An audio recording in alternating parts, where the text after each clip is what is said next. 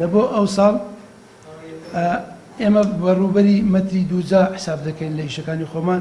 کۆی زەوی پاکراوە بە مەتری سارگۆشە 438,187 مەتری دووجا پاکش کرایەوە لە چێلگەمینەکان.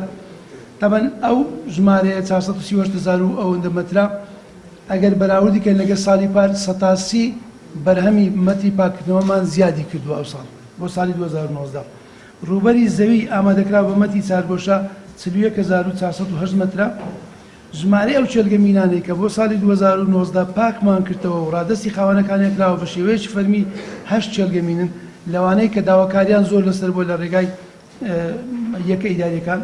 ژمارەی مین و پاژماوەی تەقەمەنی جەنجی کە ئەو ساڵ لە ناومان بردووە 4,097 پارچە تەقەمەنی و مین بووە.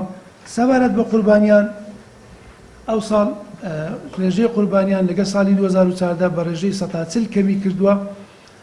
جێگای داخل کە 8 قوربانیمان هەبووە لەوەش قوربانیە دوانیان گیانیان لەدەستداوە، شەشەکەی تر بریندار بوونا. لە زمنی ئەو شەشەی کە بریندار بوونا یەکە چەند کارمەندی خۆمان بووە لێرە مینلابەر بوو لە بەڕێوەبەرایەتی گشتی کاروباری مین هەولێر.